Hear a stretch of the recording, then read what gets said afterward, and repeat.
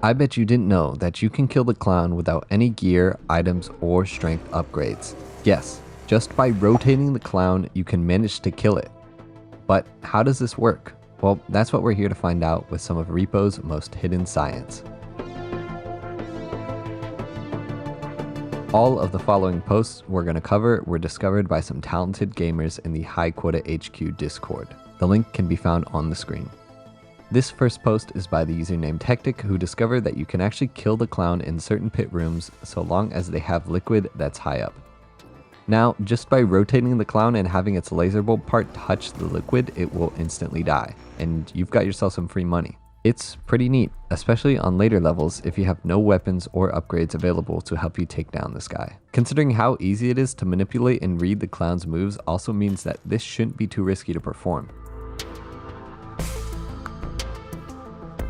This next post by ChocolateShovel showcases how you can actually move heavy items on your own without having the risk of them taking damage. This is absolutely the best method for transporting the animal box, since it has to stay upright to not take damage. By shoving an item on the door or shoving a door under the item, you can drag the doors around with the items moving with them. Now, this will require a couple of strength upgrades in order to actually move the door, but this can also be avoided by getting your friends to help you move. A minimum of 5 grab force is required to do this alone, but 8 or more is your best bet for doing it easy.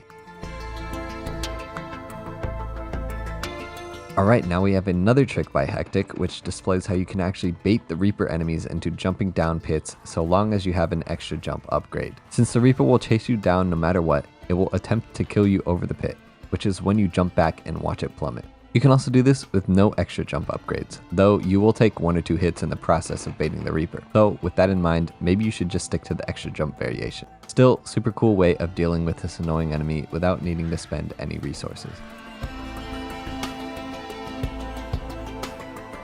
Now we have a super technical post by Chabu1 who actually found all the code that generates maps. This is obviously a very long Google Doc, so I will link it in the description if you're interested. But here is one of the few major takeaways. There are 3 tiers of tiles that can spawn in the map, sort of like how there are 3 enemy tiers. Higher tiers are normally more dangerous ones to be in, like pit rooms and such, so as your game level goes up, the amount of tier 3 tiles you'll expect to see will increase. It makes for an extremely dangerous map. This document was extremely cool to read through, and honestly it has so much information that it could constitute an entire video that explains map spawning. If you're interested in seeing that, do let me know in the comments. So if you didn't know, upgrading your sprint speed will drain your stamina quicker as you do actions. Though there is actually a sweet spot for sprint speed upgrades where you gain the maximum amount of distance with minimal stamina drain. A user by the name of Horsey4 dug into the game's code and found out the formula for how sprint speed is calculated. You can use this formula to estimate the sweet spot for sprint speed upgrades where the amount of distance you get for your stamina is most optimal. Keep in mind that these calculations are accommodating for a full sprint, not just a stop and go kind of movement. I will include the Desmos link lower in the description just in case you want to take a look at the formula or calculate some sprint speed stuff yourself. If you've watched this far into the video, you must be enjoying it, so I would be unbelievably appreciative if you've subscribed. It helps me know whether or not I should make more content like this. Back to the video.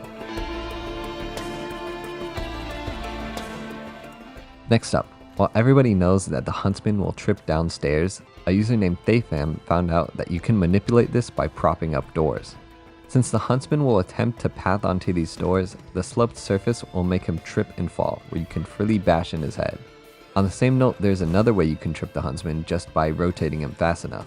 This is a far more dangerous method though, as the Huntsman will shoot you as soon as you grab him. So if you're in the situation where you're not confident about your rotating abilities, I would suggest you try this door trick instead. Now, everybody also knows that the baby will throw items at you, and the bigger they are, the harder they hurt. Though, as discovered by Vironium, the size of the object is not exactly what affects the damage. The amount of damage dealt to you when hit by the item is dependent on the item's weight. Every single item has a set weight value in the game, and the heaviest item the baby can pick up is the wizard cube. So if the Rugrat throws a wizard cube at you, it will in fact deal 255 damage. That is kind of crazy. Keep heavy items away from strong babies, I guess, or you might end up needing 8 whole health upgrades to survive getting blasted. Here's another post by Horsey4 where they actually cover how you can figure out the amount of loot on the map.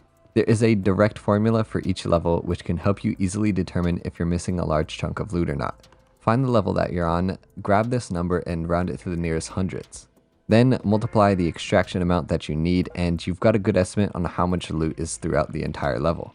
This is a really cool trick to do at the start of the level, and keep in mind that it does not count the orbs that drop from enemies when you kill them.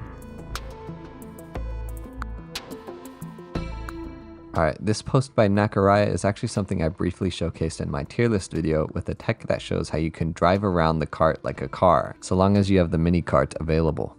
This is actually really neat since it lets you cover a ton of ground at essentially the same pace as sprinting, though you don't consume any stamina. You also don't make any noise moving like this, so certain enemies like the Huntsman won't be triggered by this kind of movement. Just make sure not to bump into them. Next up, ThayFam brings us another cool secret with a discovery that the cart's container area actually floats a decent bit above the cart, meaning that you can move items with some force field powers. It's sort of like you have a magnet on the bottom side of the table and you're moving the magnet to push the items into the cart. Super niche usage out of this, but it still might speed up some looting here and there, as well as provide a new looting mechanic for heavier objects. That about wraps up everything for the video. Subscribe if you found this helpful, and chances are I'll be live streaming as you're watching this video. If you can't catch me live, you can check out my VODs channel where I post all of my streams I do from Twitch. Thank you for watching. Don't hesitate to comment if you have any questions, and I hope you have an amazing rest of your day or night wherever you are.